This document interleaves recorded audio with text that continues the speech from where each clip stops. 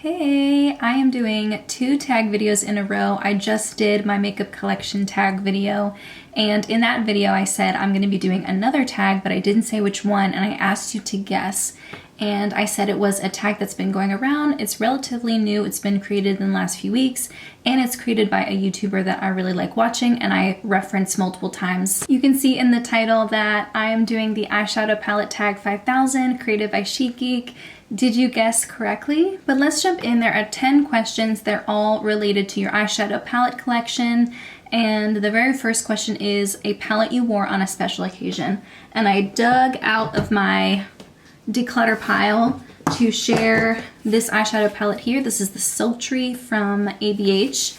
And this is a palette that I've had for years and years and years. I've used it like over 300 times.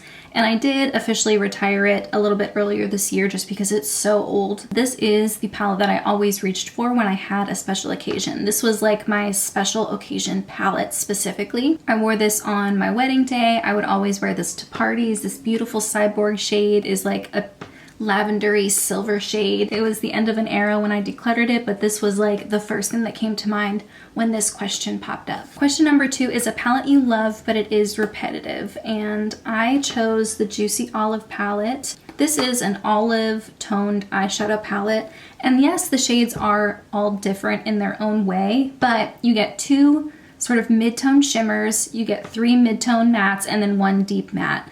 And even though the undertones are slightly different, I feel like if you're gonna make a fully olive palette, I don't know. If I were to have created this palette, I probably would have made the shades a little smaller and then had some different, slightly different shades. Maybe a really light olive shimmer, a dark olive shimmer, a light, almost like a transition olive shade. That being said, I do love this palette, and if I had to choose which shade to get rid of, I would have a lot of trouble doing that, but still. Question number 3 is a palette you got your money's worth, and definitely the one that I've gotten my money's worth for sure is the Charlotte Tilbury Pillow Talk Quad. I'm actively panning this. This is an expensive quad. It's like 50 something dollars, but I did get it in a mystery box, so I technically only paid half for that, so maybe around $20 to $30. And there's only 4 shades, but I am actually finishing this entire palette and it's taking me forever. Like I had already used it over 100 times, and then I started keeping track just out of curiosity, and I reached for it over 180 times in addition to that. And I think I had pan on all 4 shades by the time I started counting shades, or I was really close. Question number 4 is a palette that is an amazing deal, and I guess if I had a palette that had a lot of shades and was very affordable, then I would probably choose a palette like that, but I instead chose the Rose Quartz palette from Huda Beauty. This is a $69 palette, so I'm not saying it's like a steal, like it's a fantastic deal. It's definitely one of the more expensive palettes in my collection, but you do get 18 shades, and there is a relatively low amount of overlap. You have a variety of undertones, you have a variety of levels of depth, of finishes and textures, and I can create multiple different looks from this palette. And then if you get this on sale, I think I got this for 20% off. With 20% off, brings it down to like 55. Let me show you my hand. Like, it's pretty much the size of my hand. So it's not an enormous palette, but there's a lot of shades in there. There's 18 shades. So if you divide like $55 or so, the sale price, by 18 shades, it comes out to about $3 per shade, which isn't bad. I think it is a pretty good deal. And it's one of the largest palettes in my collection.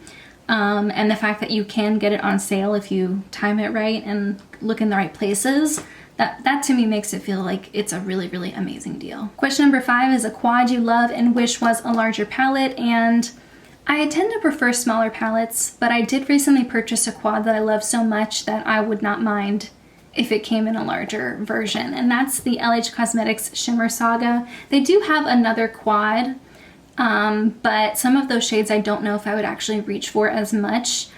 I'm glad I purchased this one over that one because every single shade in here is beautiful and special. I still do prefer smaller palettes in general, so I'm not saying I need this to be like 30 shades or anything, but maybe if it was like 8 shades and they were all special, that'd be cool. Or if they just came out with more quads, I would definitely consider picking them up. Question number 6, you love the quality of the eyeshadow, but you hate the packaging. For the most part, all of my eyeshadows have very similar packaging, so I don't really have any complaints. But I did want to take a moment to talk about something that I've always thought about, but I don't know if I've ever actually said on camera, and that is these empty magnetic palettes. So I have a bunch of shades in here, and they're all different sizes and shapes. I even have some square singles. So I understand that like it would be impossible to create a palette that could perfectly fit any type of single. But if you look at these ones over here, they're kind of like the standard size, and if you can see, there's a little bit of room. It doesn't perfectly fit in the palette. It would be cool if brands sold more empty palettes that had a shape that fit their singles perfectly so that it actually felt like a palette. Let me give you an example. So the Lethal Cosmetics singles, it's like a build your own palette thing that you can do. If you look, they're all magnetic singles, but they fit into something that actually looks like a palette. And so nothing wiggles around. I can open it and dip my brush in and get enough product and apply enough pressure to get enough product without things like wiggling around. A lot of times when I'm using my singles, I have to like individually take them out, hold them with one hand, and then use a brush to get the product because I need to apply enough pressure to actually pick up product, especially shimmers that I like to really pack on or apply wet. And that's not really a big deal. In the grand scheme of things, it's not a big deal. I'm not saying I absolutely hate the packaging, but I just wish brands came out with palettes that had removable pans so you could replace shades you finish, or just buy pans that you want and put them all into something that actually looks and feels like an eyeshadow palette.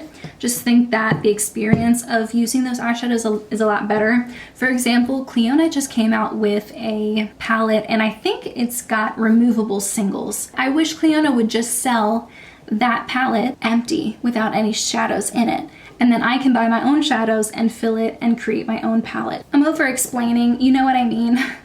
I just, yeah, I don't like them being almost too loose in there, especially because if I drop it, which I am prone to do, I don't think that they're as secure in there than if they were in like an enclosed palette like this. I'm gonna go back to the Lethal palette for the next question, which is show your dream palette with singles.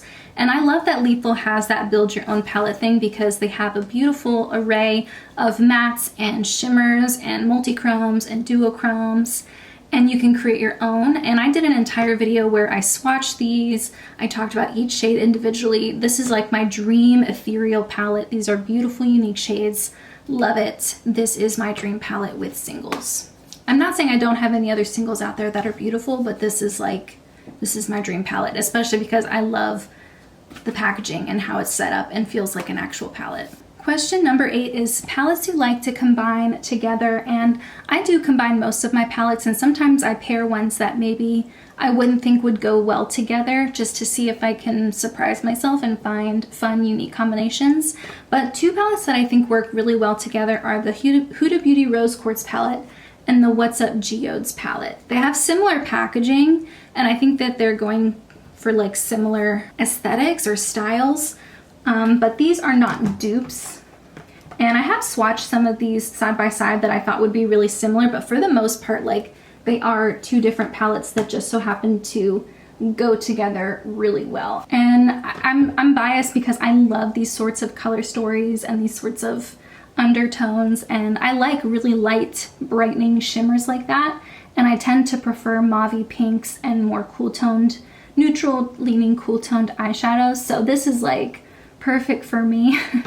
But then also the Geodes brings a few more pops of color. So yeah, I love pairing these together. I think that they're beautiful complementary palettes. Next question is a large palette you wish was smaller, and my answer to that is the Enduring Love palette by Sydney Grace. Not necessarily because I want fewer shades, but there is just so much product in each individual shade. So I've reached for the Enduring Love palette a total of 68 times, almost 70 times. And none of these shadows look like they have been reached for that much. Even some of my most used shades like these 2 right here. This is a shade I use all the time on the lid or on the inner corner. And then this pink right here, I was using every single day for months to fill in my brows to make them match my hair better when I had a lot of red in my hair back in the day. And it was the perfect shade for that. And so I was reaching for it all the time with like a really small pointed brush, and you still can't really tell that I've reached for it that much. So there's just like a ton of product in here. Like these are enormous. Yeah, I guess I wish each individual pan was a little bit smaller, had a little bit less product in it. This last question was the hardest, and that is an eyeshadow palette you wish had a matching face palette. Because for the most part, the products I like to put on my face are very, very different from the products I like to put on my eyes. Like I like to wear a lot of like super cool tone, pinky, light blue, super colorful, but like really light and brightening stuff on my eyes. I don't necessarily want that all over my face. But it brought me back to the Rose Quartz palette. Yeah, I just think about these like beautiful cool toned pinky mauve colors, some of these brightening light, slightly pink shimmer shades. I think those would make really beautiful like shimmery blushes or highlighters. Yeah, out of all the palettes that I have, if there was a face palette that matched this palette compared to any of the other ones that I have, I feel like I'd be the most likely to want to try it. And I don't go for overtly warm face products that much, so something that leans more cool I think would work better for me. So those are all my answers for the eyeshadow palette 5000 tag. I said it in my last tag video and I'll say it again, I love doing tag videos. I would like to be able to do more, so if you have any interesting tags or tags that maybe you've seen me do before but you'd like me to do again, like with updated answers, please let me know. They're just so fun to do and they're really fun to watch too. If you are watching and you would like to take part, you are officially tagged by me. If you have a YouTube channel of your own, if you have an Instagram or a TikTok, or you just want to put your answers in the comments, please let me know that you did it yourself so that I can come check out your answers. But in the meantime, that's everything I have. Thank you so much for joining me, and I'll see you in my next video.